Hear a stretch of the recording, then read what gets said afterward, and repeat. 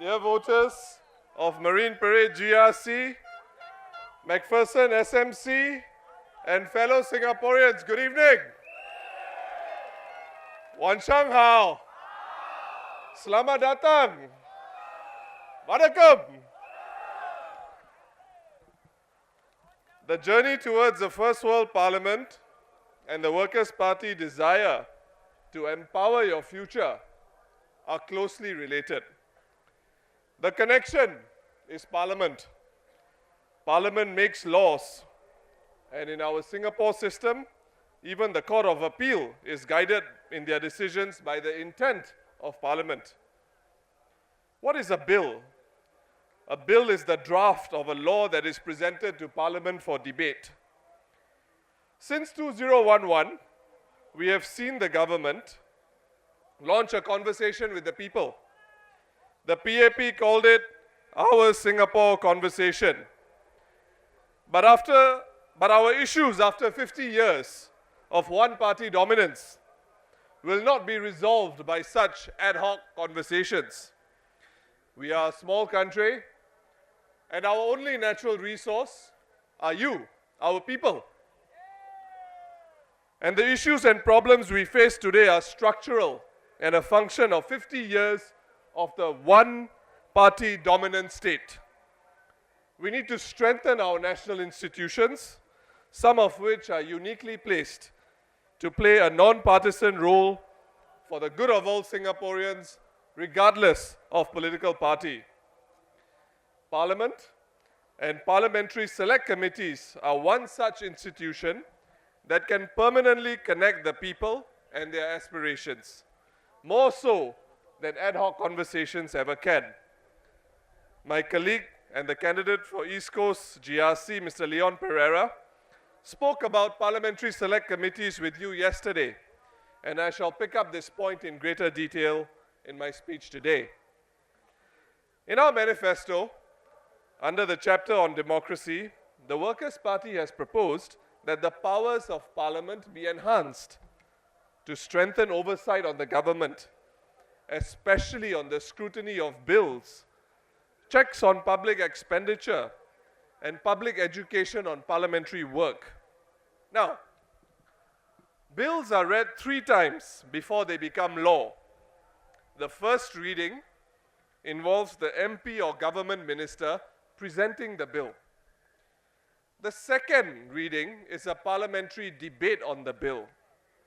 And the third reading sends the bill to a committee of Parliament to scrutinize specific clauses, for example, to take into account the views and specific inputs and concerns of MPs. Ladies and gentlemen, the last time we had a bill taken to a select committee for the third reading in Parliament was a shocking 11 years ago. Why is this so important to you? It is important because we are all subject to the laws passed by Parliament, and being an MP is about contributing to the debate and discussion on these laws. During the last session of Parliament on the 17th and 18th of August last month, the PAP presented 8 bills to be passed into law. Quite a large number for one session of Parliament. 8 new laws for our country. 1 out of the 8 concerned human biomedical research. And just by chance, a few days later, on the 22nd of August, The Economist magazine's lead article covered the subject of biomedical research with the title Editing Humanity. The article talked about a new technology called CRISPR that would make it possible for doctors to, for example, put the right cancer-hunting genes in our bodies. But the same technology can also be used to make to-order babies, where you can choose the color of your baby's eye and even the gender of your baby. More importantly, the article observed that society must bear the burden when it is right or wrong to move into a certain direction on biomedical research. And that, most importantly, a lot of debate is necessary because of the implications of these research advances. Back in Singapore, on the surface of things, the principle behind our biomedical research bill was not controversial. The bill simply sought to regulate biomedical research. But some of the research it covers involves work such as introducing human cells into an animal before it's born, and even introducing human cells into the brain of an animal.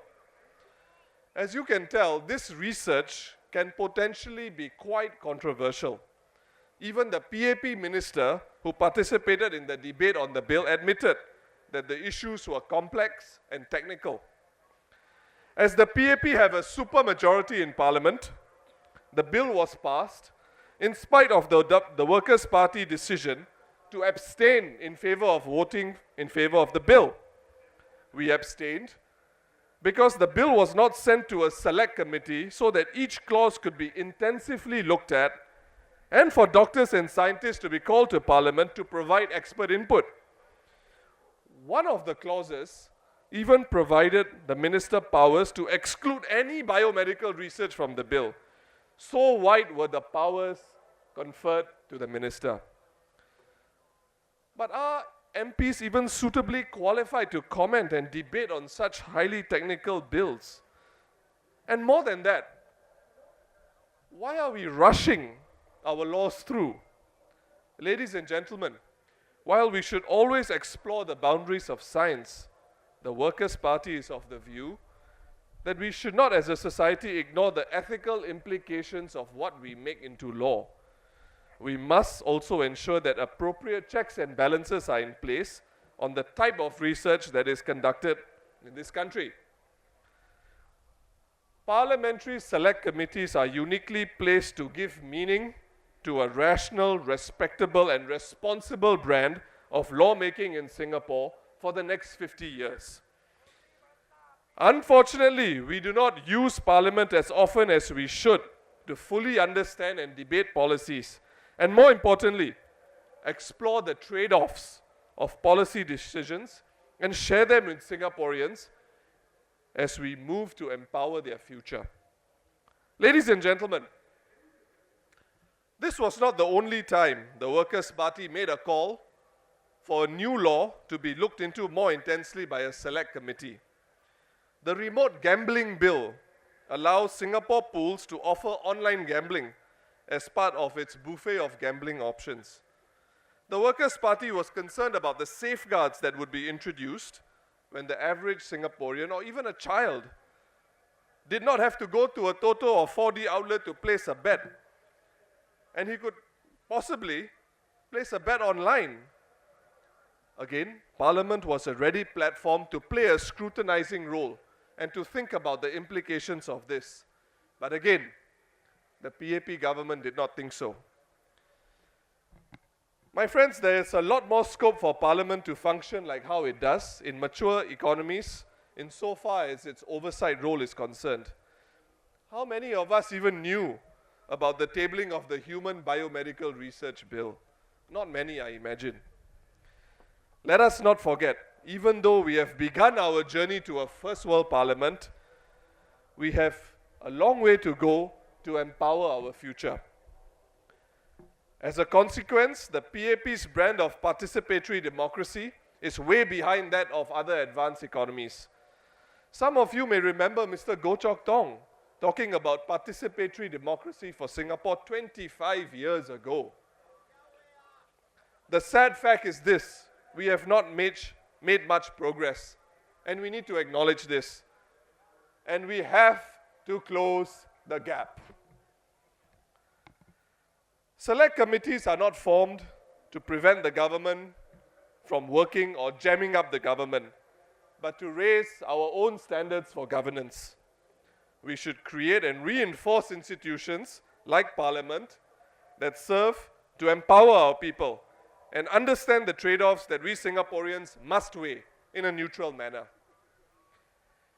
Now, to end off, my friends, in 2011, when Parliament was in session after the elections, none of the mainstream media outlets picked up one crucial detail that involved our Parliament. And what was that? It was this: no opposition member of Parliament was appointed on the Public Accounts Committee of Parliament, the committee that overlooks the government's budget and how it spends our taxpayer money. Opposition members were appointed to other select committees, Privileges Committee, Estimates Committee, and so forth. So why was the opposition left out of the Public Accounts Committee? Of course, the mainstream media did not report on this. Should we be surprised? Is it the media's fault that they did not see fit to raise a matter, or this matter, for the public to know? Now, you might find this controversial, my friends, but I say it's not the media's fault. It's not their fault. Because they are also the result of a one-party dominant state that has governed us for the last 50 years.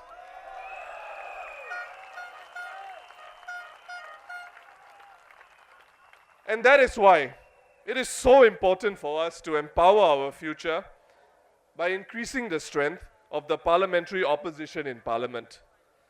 We must not weaken our parliamentary checks and balances. Instead, we should promote a parliament, encourage a parliament that is more encouraged with the common man in a rational, respectable, and responsible way. Vote for the Workers' Party. Empower your future. Thank you. Terima kasih. Sia-sia. Nandri. Thank you.